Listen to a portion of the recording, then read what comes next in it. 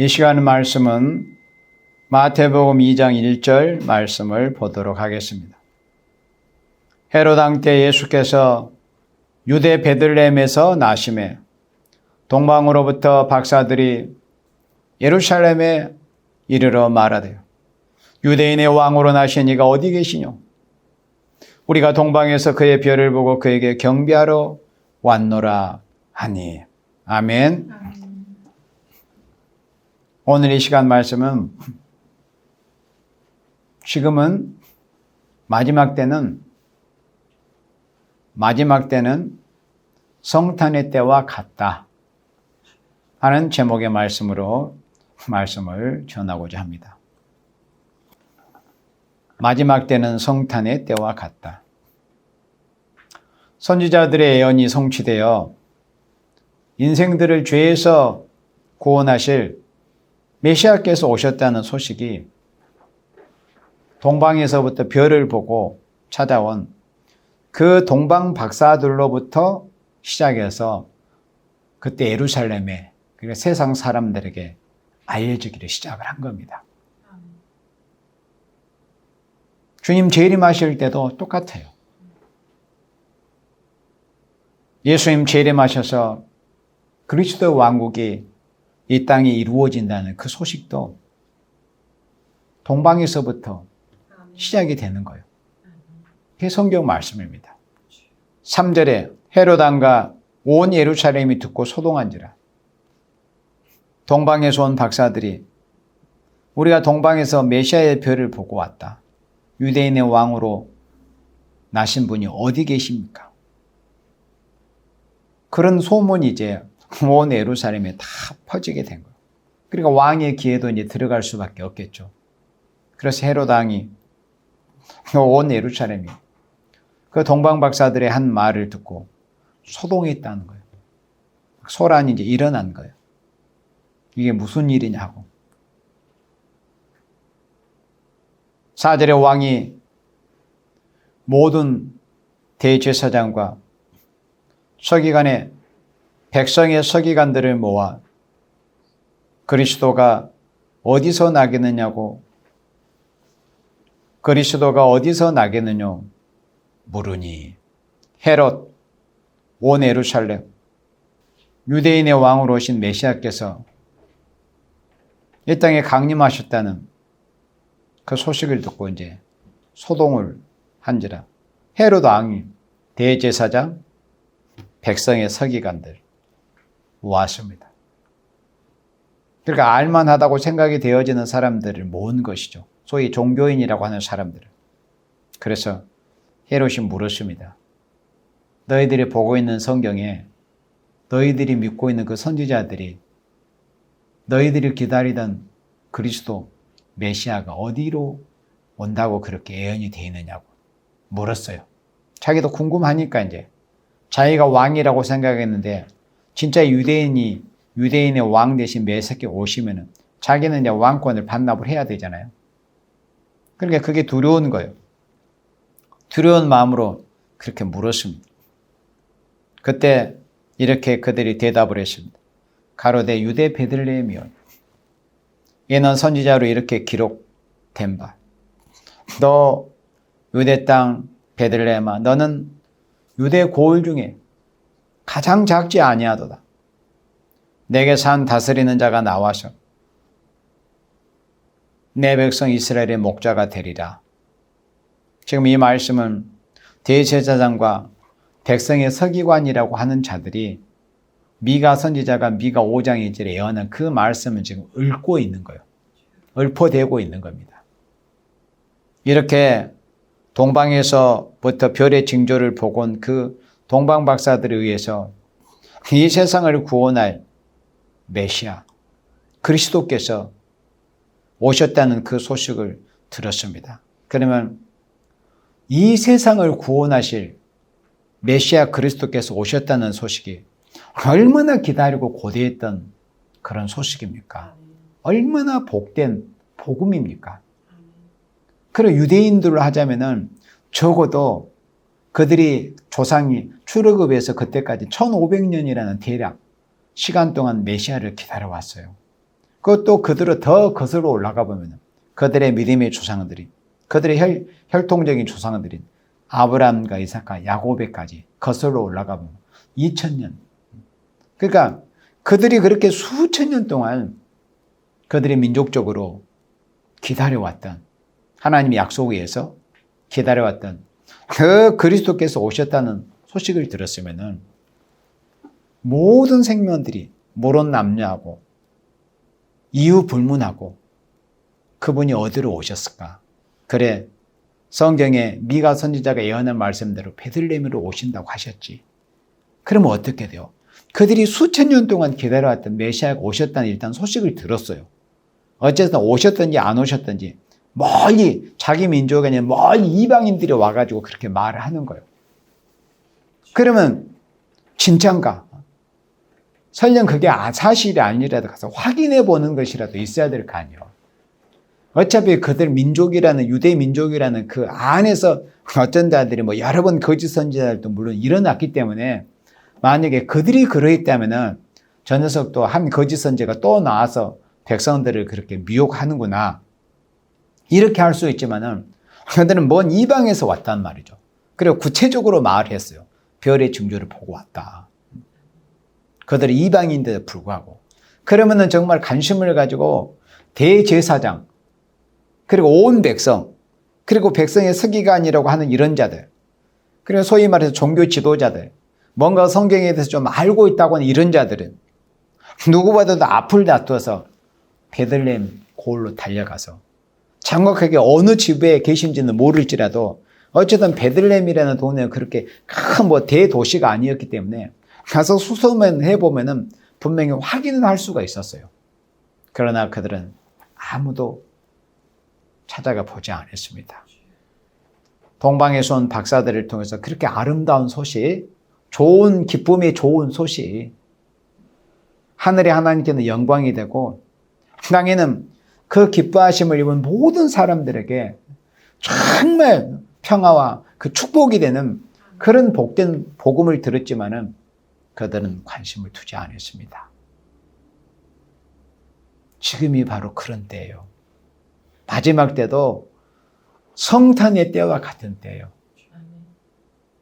말씀이 육신이 돼서 이 땅에 오신, 사람의 몸을 입고 오신, 성령으로 물과 피가 임하셔가지고 천혜의 몸을 빌려서 오신 그 예수님, 그 예수님의 성탄의 때와 지금이 양상이 어쩌면 그렇게 똑같은지요. 그렇게 하나님에 대해서 알고 있다고 하는 생명들, 성경 좀 딴에는 안다고 하는 그런 생명들, 영적인 지식이 있다고 하는 생명들조차도 구체적으로 그들이 그렇게 별의 징조를 보고 왔다. 유대인의 왕으로 나신 분이 어디 계시냐. 그런 기쁨의 소식을 들었지만은 그들은 관심을 두지 않았습니다. 거기에서 이제 그들이 그런 영적 상태나 심령 상태가 적나라하게 드러난 거예요. 그들은 결국에는 한낱 종교인에 불과했다는 거. 그리고 결국에는 밥그릇을 위해서 종교를 이용한 그런 거짓 선지자들이라는 것이 그렇게 드러난 거예요. 그러니까 사람은 평상시 별일이 없을 때는, 바람이 불지 않을 때는 요 녀석이 쭉정인지 알곡인지 알 수가 없습니다.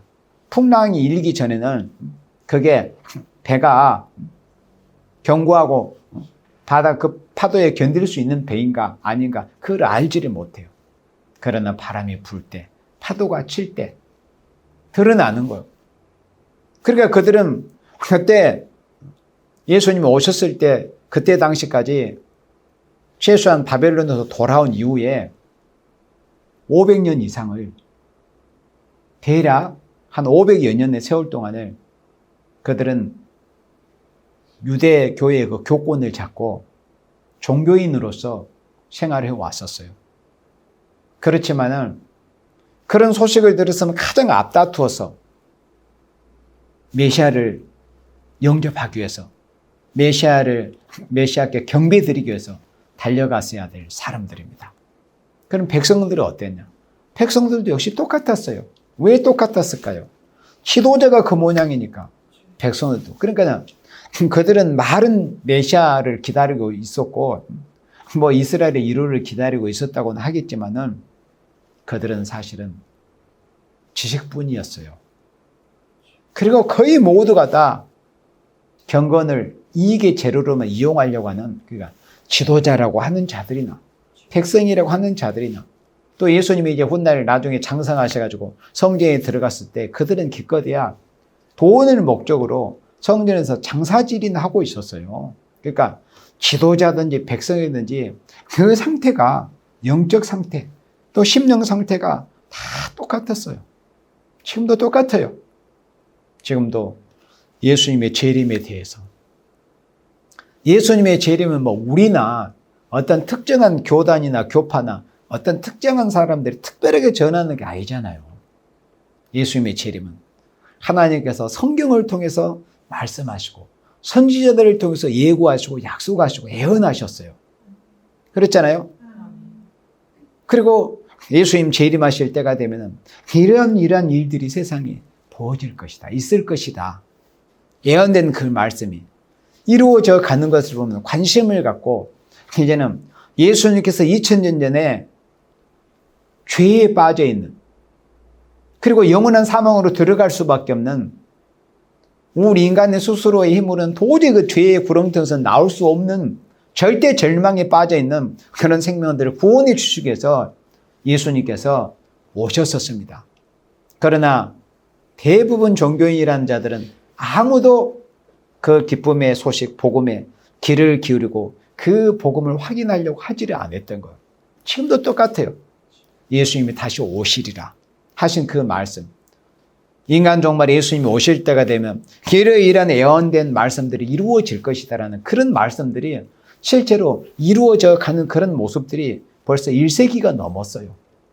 그렇지만은 대다수 예수님 성탄제, 초림으로 오셨던 그런 성탄의 그때처럼 사람들이 또는 종교인이라고 하는 사람들이 관심을 제대로 두지를 않습니다. 그러니까 마지막 때도 성탄에 따라 그런 똑같은 모습을 보인다는 거예요.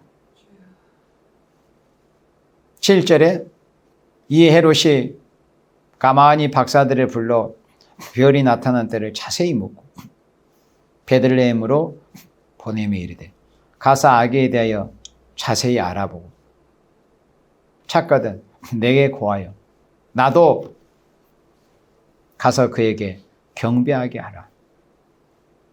헤롯 그 녀석은 유대를 통치하는 유대인의 왕이었지만 자신이 누리고 있었던 그런 왕권으로서 세상의 부귀와 영화를 언제든지 이렇게 누구한테 빼앗길 수 있다는 그런 두려움에 사로잡혀 있던, 그러니까 귀신한테 사로잡혀 있던 그런 자였어요. 그래서 자기의 권력들도 처자식도 살해하고 그런 자였습니다. 이 악마입니다. 그런데 메시아께서 오셨다는 그런 소식을 들었을 때 그가 좋은 반응이 보였겠어요. 그렇지만은 얼마나 개울적입니까? 가서 알아보고 나한테 알려주라. 나도 가서 경배하겠다고. 그러니까 얼마나 그런 개울적인 모습을 보입니까? 그리고 자기의 그 권력으로 결국에는 그리스도를 대적하는 모습을 보이잖아요. 자기의 그 정권, 권력을 이용해서 그 베들레헴 지경에 그 2살 이하의 사내 아이들을 다 죽였습니다. 지금도 똑같아요. 그리스도를 대적하는 적기독 세력이, 적 그리스도의 세력들이 붉은 공산주의 세력으로부터 시작을 해서 이 적그리스도의 세력들이 교회를 대적하고 말씀을 파괴하려고 하고 주님의 재림을 대적하고 해방하는 이런 모습들을 실제적으로 붉은 공산 세력으로부터 시작을 해서 이런 거짓 선지들에게서 다 그런 모습들이 지금도 보여주고 있습니다. 자기의 그 권력력에 사로잡혀가지고. 그러니까 붉은 짐승의 정권이든지 거짓 선지자들인지 다 경건이라는 것을 빙자해서 자기네들의 이익의 재료로만 삼는 거예요. 이 세상에서 그들은 진정한 참된 믿음이나 영혼에 대한 그런 소망이 없는 자들이기 때문에 이 세상에서 육체가 살아있는 동안에 그들은 세상 것을 마음껏 그들의 욕심을 채워가면서 누리고 싶은 것밖에는 없는 것들이 적기독 세력입니다. 짐승의 세력이든 거짓 선지의 세력이든. 그런 모습이 예수님 초림 메시아로 오실 때 성탄의 때나 지금 예수님이 재림하실 때나 똑같은 그런 양상이라는 거예요. 그런 모습이 보여지는 것이, 그러면 그런 어둠의 편에, 그러니까 그런 왼편에 있는 자들의 그런 모습만 똑같으냐? 그게 아니에요. 하나님의 오른편에, 하나님의 오른손에 붙들려 있는 그런 생명들의 모습도 역시 똑같다는 것을 오늘 우리가 말씀을 통해서 예수님 오신 성탄을 우리가 감사하며 기억하면서 우리가 생각을 해봐야 돼요. 그러면 예수님이 재림하실 때 어떤 생명들이 예수님을 맞이하지 못할 것이며 어떤 생명들이 예수님을 맞이할 것인가 하는 것에 대해서 해답이 나오게 됩니다. 자, 우리 9절 봅니다. 박사들이, 동방에서 온 박사들이 왕의 말을 듣고 갈새, 헤롯의 말을 듣고 이제 베들레헴으로 갈 때 동방에서 보던 그 별, 그러니까 자신들이 살고 있던 그런 고국에서 보았던, 그러니까 이들은 이제 쉽게 말해 천문학자들 아닙니까? 점성가들, 천문학자들. 별을 보고 앞일을 예고했던 그런 점성가들이었는데, 동방에서 보던 그 별이 문득 앞서 인도하에 가다가 악이 있는 곳, 말씀이 육신이 되어서 이 땅에 강생하신 메시아 예수님께서 누워 계신 바로 그곳에 자기들을 인도했던 그 별이 거기 머물러 섰는 거예요. 그리고 얼마나 그 천기에 희한한 그런 광경이 보여지는 것입니까? 그렇게 하나님께서 천기를 통해서도, 천기의 징조를 통해서도 세상을 구원하신 메시아가 오셨다는 것에 대해서 확실하게 하나님의 손에 붙들려 있는 그런 생명들을 통해서 보게 하시고 믿어지게 하시고 깨달아지게 하시고 또 인도까지 하신 것을 알 수 있습니다. 10절에 저희가 별을 보고 가장 크게 기뻐하고 기뻐하더라. 그러니까 하나님의 은혜를 입고 하나님께 붙들려 쓰임받는 생명들은 이렇게 메시아께서 오신 그 성탄의 징조, 또 이 마지막 때도 똑같이 예수님의 재림에 대한 징조와 말씀을 볼 때 기뻐할 수밖에 없는 거예요. 저희가 별을 보고 가장 크게 기뻐하고 기뻐하더라. 이렇게 징조를 보고 기뻐했습니다. 징조를 보고 기뻐했던 거예요.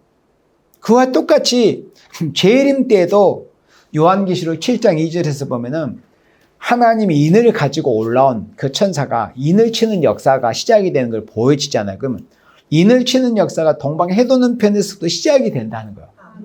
인 치는 역사가. 인 치는 기간이 언제죠? 3년 반이에요. 그러니까 거기에서 이제 5개월 환란이 되기 전까지는 다 인을 맞아야 되기 때문에 실질적으로 인을 맞을 수 있는 기간은 3년 1개월이라는 기간이요. 우리가 성경을 보면은, 그 날수를 보면은. 그러니까 해돋는 편에서부터 인을 치는 역사가 시작이 돼요. 그래서 재림의 주님을 영접할 이런 역사가 시작이 되는데, 베드로서 1장 19절에 그런 역사를 마치 너희 마음에 샛별이 떠오르기까지 어두운 데 비치는 등불 같은 그 확실한 예언의 말씀을 조심하는 것이 옳다. 이렇게 말씀을 했어요. 그건 뭐냐면은 정말에도 샛별의 징조 같은 것이 보여진다는 거예요. 언제처럼? 성탄의 때처럼. 성탄의 때 어떻게 메시아의 징조가 보여졌어요? 동방에 있던 그 박사들에게 별의 징조를 통해서 성탄의 징조를 보여주셨어요. 그거는 초림의 징조입니다. 그러나 종말에는 예수님이 재림하실 때는 징조 정도만 보여주시는 게 아니에요. 확실한 말씀을 통해서 예수님이 재림하실 것을 밝혀주실 것을 베드로서 1장 19절에 말씀을 했어요. 그 샛별을 비유를 한 거예요. 샛별을. 별의 징조를 통해서. 초림 때도 동방에서 박사들에게 별의 징조를 통해서, 동방에 이 인간 종말의 마지막 때 예수님 재림 때도 샛별 같은 그런 역사를 통해서 보여주시겠다는 거예요.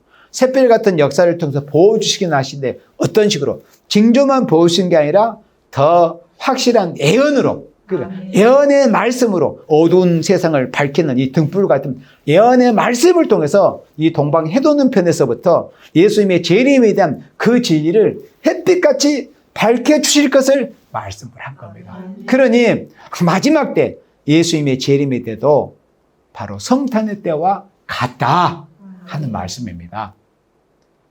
예수님의 초림으로 오셨던 그 아름다운 기쁜 소식도 동방 박사들에 의해서 사람들에게 알려졌다고 그랬어요?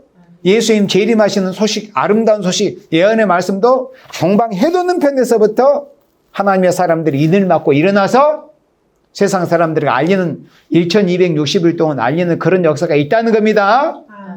그 다음 마태복음 2장 11절에 집에 들어가 아기와 그 모친 마리아와 함께 있는 것을 보고 엎드려 아기께 경배하고 보배압을 열어 보물 상자를 열어서 황금과 유향과 모약을 예물로 드립니다. 초림으로 오신 메시아를 어떤 마음의 자세로 엎드리고 영접하고 또 경배하는가 하는 것을 이 세 가지 보물을 통해서 보여준 겁니다. 동방에서 온 박사들이. 이 말씀이 육신이 되어서 사람, 그러니까 아기의 모습으로 오신 이 메시아께서는 어떤 분이시냐 할 때 그런 것을 사람의 몸을 입고 메시아로 오신 이 주님을 맞이하고 경배하는 그 마음을 이 보물에 담은 거예요. 어떻게? 황금으로. 황금은 왕을 상징하는 거예요. 이분은 지금 아기의 모습으로 오셨지만은 이분은 왕이시다. 유대인의 왕뿐만 아니라 인류의 만왕의 왕이시다. 왕 중의 왕이시다. 진짜 왕이시다. 이분을 통해서 사실은 다윗도 왕권을 받게 된 거다. 다윗의 뿌리가 되신 분이다. 그래서 황금을 드렸어요. 그리고 유향을 드렸습니다. 이분은 영원한 대제사장이다. 하나님과 우리 인간 사이에 맡겼던 그 온수회담을 하시고 하나님과 인간 사이의 중보자가 돼서 영원히 우리를 위해서 중보 기도하시고 대언 기도하시는 영원한 대제사장으로 모략은 우리를 위해서 죽어주실 그 선지자로서 우리를 위해서 대속의 죽음을 죽어주실 그런 선지자로 오셨다. 그래서 그런 예수님을 믿는 신앙을 마음에 담아가지고 선물로 나타낸 겁니다. 이것이 뭐예요? 황금과 유향과 몰약입니다. 그러면은 예수님 초림 때, 초림으로 오신 성탄 때도 동방의 박사들이 황금과 유향과 몰약을 드렸어요. 그럼 예수님 재림 때는 어떻게 해요? 똑같아요. 예수님의 재림 때도 똑같아요. 우리가 재림하실 예수님 어떤 마음으로 우리가 기대하는 거예요? 만왕의 왕으로 우리가 기다리는 거예요. 그게 뭐예요? 상징하는 거예요. 황금이에요, 황금. 만왕의 왕 되신 예수님. 우리가 요한계시록 19장에 보면 예수님께서 만왕의 왕으로 오시는 모습이 계시록 19장에 보여지잖아요. 계시록 19장 11절 이후에. 그리고 많은 하늘 군대 변화 성도들을 이끌고 이제 지상 강림하는 그런 모습이 보여지잖아요. 그러니까 우리도 똑같이 황금, 만왕의 왕으로 재림하실 예수님을 기다리는 거예요. 그럼 유황은 뭐예요? 똑같아요. 예수님은 우리에게 있어서 언제든 영원한 대제사장이에요. 히브리서 9장에 있는 말씀처럼 영원한 대제사장. 또 선지자는 뭐예요? 우리를 위해서 일찍 죽임을 당하신 그 어린 양 대신 예수님을 우리가 기다리고 있는 거예요.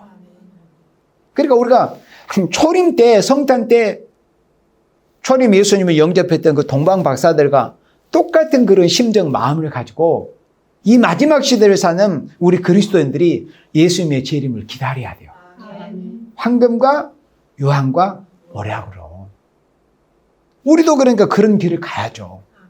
우리가 열심히 제사장의 직분을 다 잘해가지고 왕 같은 제사장, 왕권을 받기는 면류관을 목적하고 또 앞서가신 우리 주님이 걸어가신 그 십자가의 고난의 길을 마다하지 않고 사도 요한처럼 예수의 나라와 환난과 참음에 동참하는 예수님이 앞서가신 길이라면 내가 그 죽음의 길이라도 내가 가야 되겠다. 그런 심정. 그래서 결국 3일 반 쓰러지는 것으로 결말을 맺는 거예요. 이런 신앙의 마음가짐으로 우리가 재림 주님을 기다려야 되는 거. 마치 동방 박사들처럼. 그 다음에 두 번째는 누가복음 2장 25절 말씀을 보도록 합니다. 예수님께서 2000년 전에 성탄하실 때 왕 또는 대제사장, 서기관, 온 백성들이 주님이 성탄하셨다는 그런 기쁨의 좋은 소식을 들었지만은 그들은 다 관심도 두지 않고 찾아가 배우려고 하지 않았어요. 찾아가서 아뢰나려고 하지를 않았어요. 경배 드리려고 하지를 않았어요. 그렇지만은 동방 박사들 또 들녘에서 그 그 밤중에 남들 다 편히 쉬고 발 뻗고 따뜻한 방에서 자고 있을 때 들녘에서 자기 양떼들을 묵묵히 치고 있었던 그 목자들에게 천사들이 나타나서 세상을 구원할 메시아께서 성탄하셨다는 그 기쁨의 아름다운 소식 복음을 전해줬어요. 그들만이 가서 예수님을 배웠어요. 태어나실 당시에는 그랬다는 거죠. 그런데 또 누가복음 2장 25절에 보니까 성탄을 영접했던 분들이 또 있었어요. 첫 번째는 내가 아까 말씀했던 것처럼 동방에서 온 박사들이 예수님의 성탄을 영접을 했습니다. 그리고 차디찬 들녘에서 밤중에 자기 양떼를 충성되이 마치 다윗처럼 지키고 있었던 그런 목자들이 성탄하신 예수님을 가서 배웠고 경배드렸어요. 그리고 또 이제 날짜가 지나서 여드레가 지난 걸 알 수 있죠. 예수님이 3의 아이로 오셨으니까 그때는 율법시대 상황에 오셨으니까 할례 받으러 이제 성전에 가신 거예요. 바로 그때 누가복음 2장 25절에 예루살렘에 시므온이라는 사람이 있으니 이 사람이 오르고 경건하여 이스라엘의 위로를 기다리는 자라. 이스라엘의 위로를 기다렸다는 거예요. 그럼 여기서 이 말씀을 읽으면서 과연 위로가 도대체 뭐지? 그때 당시 예수님 성탄하실 당시에 2000년 전에 하나님의 참된 백성, 그러니까 혈통만 무늬만 겉사람만 이스라엘이 아니고 유대인이 아니고 진짜 하나님이 보실 때 진짜 참 유대인들, 속사람이 참 유대인인 사람들에게 있어서 참된 위로는 뭐였을까요? 예수님의 성탄이었어요. 하나님의 아들 성탄, 구세주의 성탄. 그랬을 거 아니에요. 메시아께서 오신 것보다 더 위로가 되는 것이 어디 있어요? 그래서 이스라엘의 위로를 기다리고 있어요. 누가? 시므온이라는 이름을 가진 분이 이스라엘의 위로를 기다렸다는 건 뭐예요? 메시아의 성탄을 기다리고 있었다는 거예요. 메시아께 그리스도께 오시는 것은 이스라엘의 위로를 기다렸다는 것은. 그럼 이 시대에 똑같은 양상을 똑같은 모습으로 이 시대에 참된 이스라엘, 그러니까 무늬만 유대인, 자칭 유대인들 말고 오늘의 무늬만 교회, 무늬만 무슨 종들, 직분자들이 아니고 하나님이 보실 때 참 유대인들, 참된 그리스도인들은 어떤 게 위로일까요? 그들에게 진짜 참 위로는 뭐일까요? 아멘. 예수님 재림이죠. 예수님 재림. 이 시대를 사는 우리 그리스도인들에게 뭐 아픈 자들에게 병을 잠깐 치료해주고 또 가난한 자들에게 돈을 몇 푼 정도 지원해주는, 물론 그것도 아름다운 일이고 지원이고 위로가 되는 건 사실이에요. 그렇잖아요. 그렇지만은 그런 것은 한계가 있어요. 또 시간이 다 버리면. 우리 이 시대에 참된 그리스도인들, 가짜 그리스도인들 말고 진짜 참된 그리스도인들, 하나님과 어린 양 예수님에게만 속한 생명들, 진리에 속한 생명들에게 있어서 참된 위로는 뭘까요? 예수님 재림입니다. 똑같아요. 그러니까 우리가 이 마지막 시대도 영적 시므온이 돼야 돼요. 이스라엘의 위로를 기다려야 돼요. 이 시대의 그리스도인들은 참된 위로가 다른 게 아니라고. 예수님이 오시는 것이 우리에게 진정한 참된 위로예요. 예수님이 오시지 않으면 이것도 저것도 다 필요가 없는 거예요. 그냥 피곤하기만 한 거예요. 예수님이 오시는 것이 우리 이 시대를 사는 영적인 참된 이스라엘에게 참된 위로가 된다 이겁니다. 이스라엘의 위로를 기다리는 자다. 성령이 그 위에 계시더라. 아멘. 성령이 함께 하시는 생명이 여기 있어요. 그러니까 성령이 함께 하신, 성령의 감동을 받아 성령이 함께 하시는 생명만이 사도 요한이 성령에 감동돼서 이 마지막 때 되어질 그 작은 책 요한계시록의 말씀대로 이 마지막 시대가 하나님의 그 경륜 가운데 이루어질 때 사도 요한처럼 하나님의 사람 시므온처럼 성령에 감동된 생명만이 참으로 바른 위로를 기다리고 있습니다. 바른 위로. 사람들은 다 각자 나름대로의 위로를 기다리고 있어요. 사람들에게 고대하고 있어요. 그러나 성령에 감동된 생명들만이 참된 위로를 기다리고 있다는 거예요. 누구처럼? 시므온처럼, 사도 요한처럼. 자, 26절에 저가 주의 그리스도를 보기 전에 죽지 아니하려는 성령의 지시를 받았더니, 그러니까 초림 때는 어쨌든 성탄하신 메시아를 배웠고 흙으로 돌아가야 돼요. 그때는 때가 아니니까. 그런데 종말에는 뭐요? 저가 그리스도를 보기 전에는 죽지 아니하라. 이 말씀이 어떻게 돼요? 이게 뭐냐면은 요한복음 11장 25절과 26절의 그런 차이예요. 그러니까 이 시몬이라는 이런 분은 요한복음 11장 25절에 그 말씀이 응해야 될 생명이에요. 그런데 이 마지막 시는 이제 예수님의 재림을 통해서 참된 위로를 받을 이 시대에 정말 진리에 속해 있는 참된 그리스도인들은 예수님이 재림하시기 전에는 시편에 있는 그 말씀처럼 내가 죽지 않고 살아서 여호와의 행사를 선포하리라. 내가 죽지 않고 살아서 여호와의 행사를 선포하리라는 그 말씀처럼 이 시대에 참된 그리스도인들은 우리가 죽지 않고 살아서 예수님을 맞이해야 되겠다. 그것이 이 시대를 사는 진리에 속한 그리스도인들은 참된 기쁨의 소식이고 참된 위로다 하는 겁니다. 27절에 성령의 감동으로 성전에 들어가며 보세요. 성령의 감동하여. 그리고 이런 생명들이 성탄하신 메시아를 영접할 수 있었던 거예요.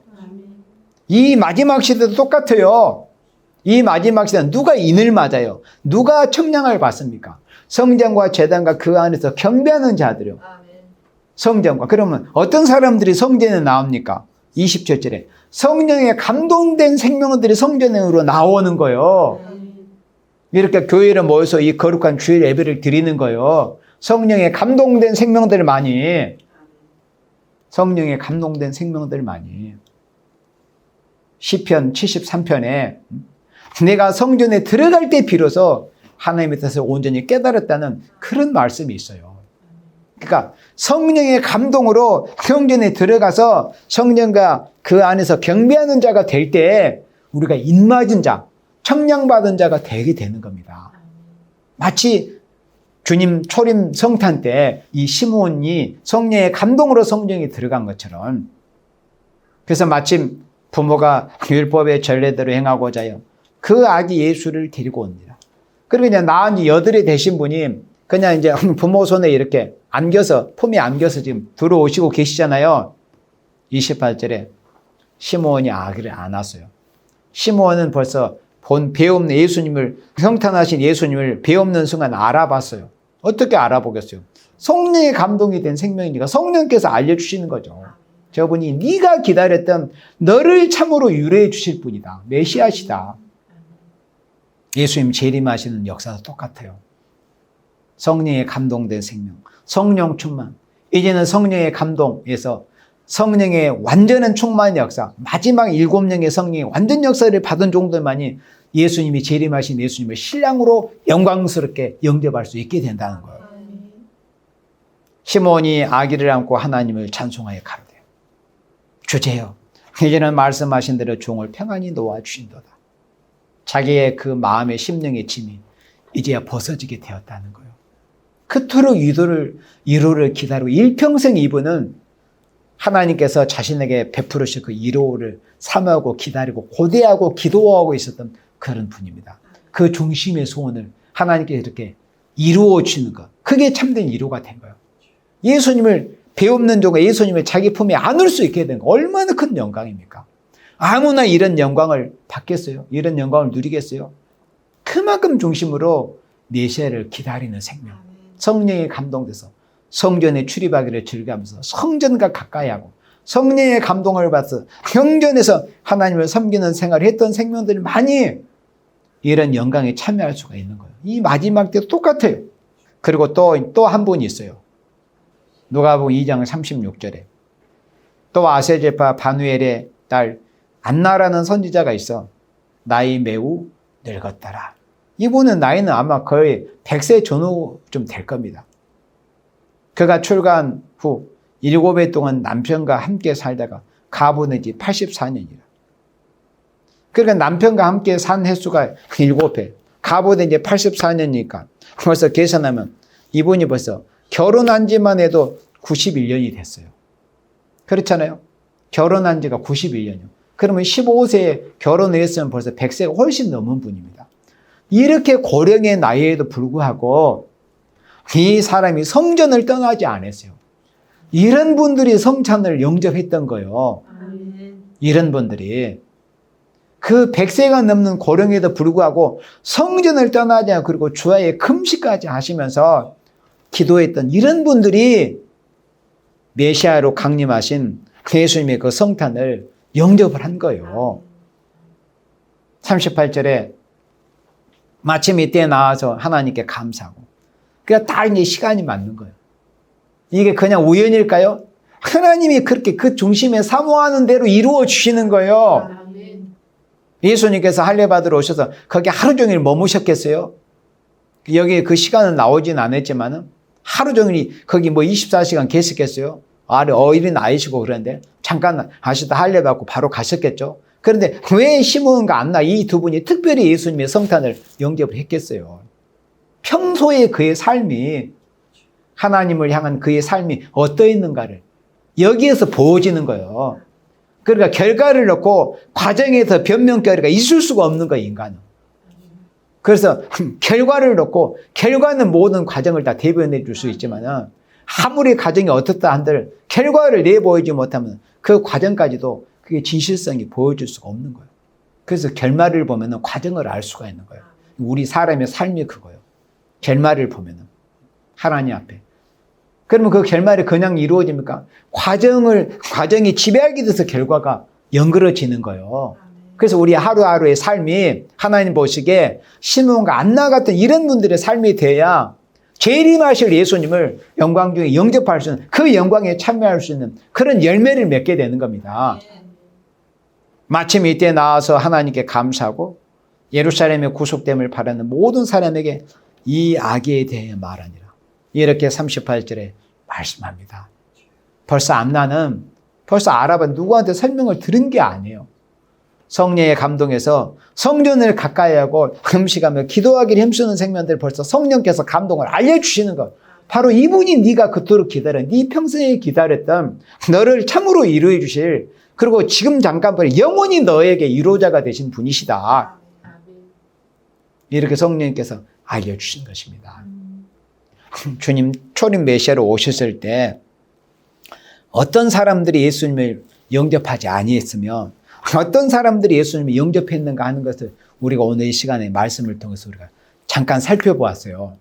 예수님의 성탄의 때 그런 모습들을 보면은 예수님이 재림하실 때도 어떤 생명들이 재림하실 예수님을 영광 중에 영접할 수 있을 것이라는 것에 대한 그런 해답이 보여주게 되는 겁니다. 우리는 이제 예수님의 재림을 앞두고 있어요. 그 연호일 씨는 우리가 인간이 절대 알 수는 없지만 하나님의 선지서와 계시록에 예언된 말씀을 통해서 볼 때 지금은 예수님이 재림하실 때가 가까운 것은 분명한 때라는 것을 알 수 있어요. 그렇다면 우리가 어떻게 해야 되겠어요? 동방 박사들처럼. 그렇죠? 우리가 이제는 동방 박사들은 별의 징조만 보았지만 이 마지막 시는 징조 정도가 아니라 더 확실한 예언의 말씀을 우리에게 밝혀주셨다. 그러니 이제는 우리가 예언의 말씀을 붙들고 읽고 듣고 지켜서 말씀 붙들고 싸워 나가야 된다. 그리고 시므온처럼 안나처럼 늘 성전과 가까이 하면서 하나님 앞에 기도하면서 이스라엘의 참된 1호를 기다리는 생명들이 돼야 된다. 그 참된 1호라는 건 뭐냐? 예수님이 재림하시는 겁니다. 재림하셔서 만유를 회복하시는 거예요. 만물도 새롭게 하고 인생도 새롭게 하고 그래서 하나님이 온통한 사정까지 풀어지는 이 역사가 예수님의 재림의 역사입니다.